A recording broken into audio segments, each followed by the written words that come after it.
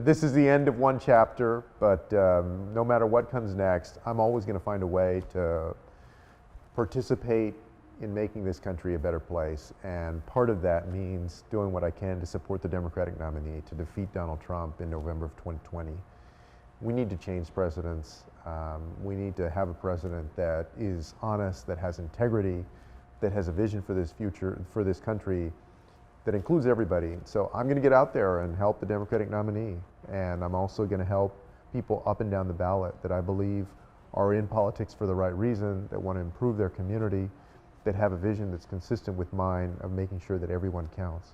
You spent a significant amount of your campaign petitioning for things like police reform, strengthening indigenous communities, a lot of topics we don't necessarily hear about traditionally on the campaign trail. Why was the decision made to make those cornerstones of your campaign, and what impact do you think it had?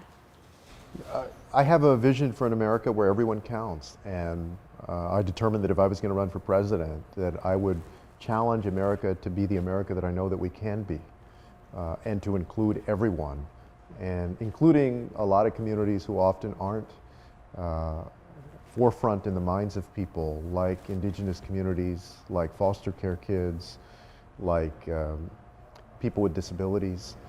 So we focused our campaign, I think, in a unique way around a lot of people who are hurting, people at the margins that are often forgotten. And sometimes that's maybe not the most politically advantageous thing to do, but I thought it was the right thing to do. And hopefully we made a contribution to shaping the debate and helping ensure that everybody in this country gets the opportunity that they should get. Your brother tweeted a photo of the two of you when you were kids and wrote, "This was when we were in a neighborhood that some people said was the bad side of town, no car, no money." There are kids here in San Antonio who feel that way today. They feel like one of those kids, and they watched your candidacy, and a lot of them were very inspired. What do you say to them now? What I'd say to all of our young people, especially those young people that are growing up in tough circumstances, is to keep reaching for their dreams, to keep believing in themselves, surround themselves with people who love them, and to keep fighting for what they believe in.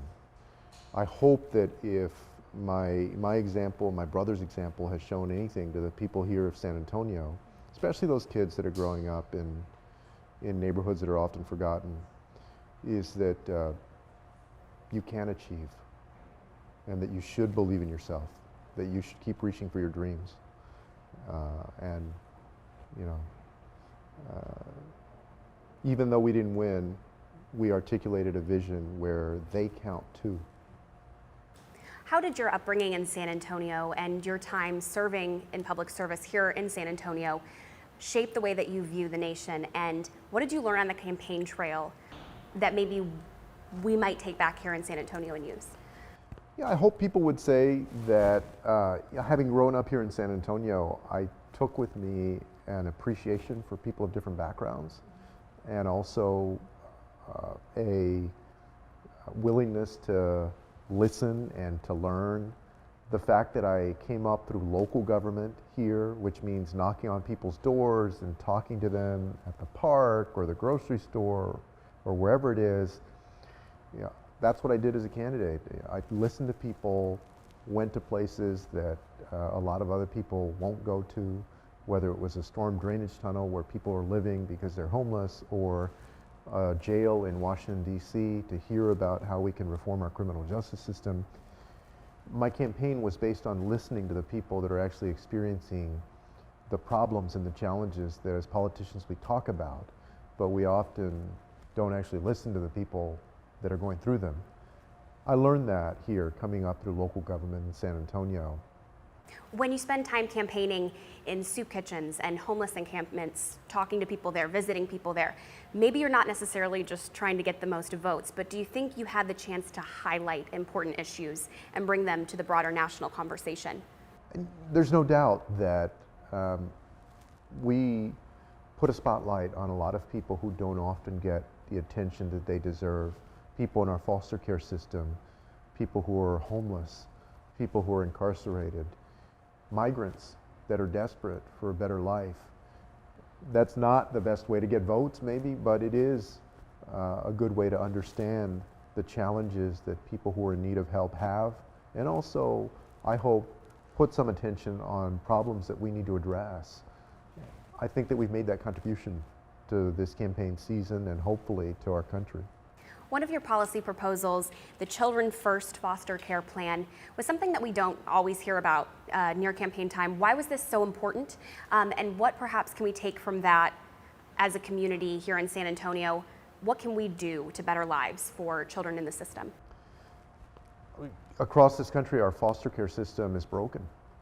And a lot of our foster kids, they end up dropping out of high school, never going to college, more likely to be homeless, more likely to be incarcerated. So we set out a vision of actually making sure that less children end up in the foster care system in the first place by supporting families in different ways in our country, but also improving the system. Here in San Antonio, I think we can continue to invest resources in improving the foster care system and making sure that less of those kids have to end up in that system in the first place. Better educational opportunities, better housing opportunities, better job opportunities. Those are the kinds of things, in addition to improving the foster care system, that we need to do so more young people will walk that graduation stage at their high school, be able to go on to college, be able to reach their dreams. You brought a lot of lines of conversation to the debate stage and to candidate forums that perhaps we weren't hearing elsewhere. What conversations are you most proud of having opened up? I'm most proud that we didn't back down from some of the thorniest issues in the United States. Police reform is a good example of that. A lot of times politicians don't want to touch the issue of police reform, even though every profession in America, whether it's the legal profession, the medical profession, the accounting profession, and including policing, needs to be improved. And I know that we have a lot of great police officers. I also know that if you're a young black man or black woman, especially in this country, that oftentimes you're treated differently by police. And we can see that with all of these videos, video after video that comes out. I wasn't afraid to tackle that. And those are the kinds of things that made it worth it to run for president. To say, we're not going to ignore the challenges of our fellow Americans. Any other message you have for families here in San Antonio, especially those that supported you throughout this campaign?